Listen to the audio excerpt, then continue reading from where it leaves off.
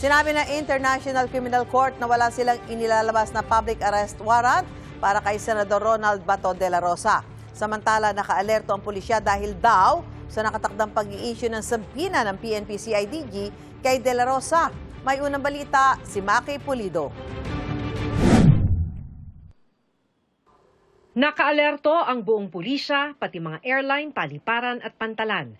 Pero sabi ng DILG, hindi yan para arestuhin si Senador Ronald Bato de la Rosa, kundi para maisilbi sa kanya ang subpoena kaugnay sa investigasyon ng PNP-CIDG sa naging papel niya sa di umano'y extrajudicial killings bilang hepe ng Davao City Police at Director ng Police Regional Office 11.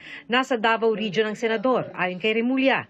The CIDG will issue a subpoena to General De La Rosa to appear personally before the CIDG office here in aid of investigation of the previous crimes. I repeat, this is not an arrest warrant but a subpoena for the senator and former chief of police, former chief of the PNP. Sabi ni Remulla, bahagi ito ng case build-up ng PNP laban sa mga sangkot sa EJK. Tiniyak din niyang magiging patas ang investigasyon at hindi lang daw si Bato ang taga-PNP na isusubpina. All officers involved must be held accountable. And just to be clear, he was the tip of the spear in the EJK drive, so we will start with him and investigate down further. Nung nakaraan, we have a Quadcom report with regards to EJK and other related incident. That would be the very basis. Git ni Remulla, walang kinalaman ang pagpapasubpina kay De La Rosa sa umugong na arrest warrant daw ng International Criminal Court. We are not a member of the ICC. We are not working with the ICC. This is a purely internal matter that we are doing. There is a 10,000-man task force that, okay, let me just make it clear, okay? That was in reaction to reports that there was an impending warrant. However, the ICC has said that there is none.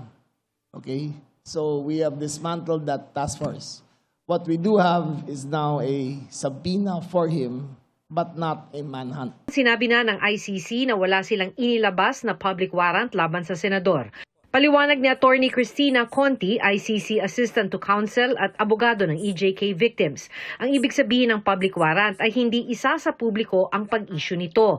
Kaya ayon sa kanya, hindi nangangahulugang walang arrest warrant laban kay De La Rosa. Wala mang sinasabing public warrant kay Bato, posible pong mayroong secret warrant. At maraming proseso na pinagdadaanan yan, kaya maaring may application ng warrant at maaring may aprobado ng warrant. Isa sa mga dahilan ng pag-issue ng secret warrant ay para hindi makatakas ang akusado. Kapag hindi pa muna i-share sa public yung warrant, una, para masigurado na mahuhuli yung tao. Kumbaga, walang advance notice doon sa subject ng warrant. Pangalawa, para hindi masyadong makagulo yung politika patungkol doon sa issuance ng warrant.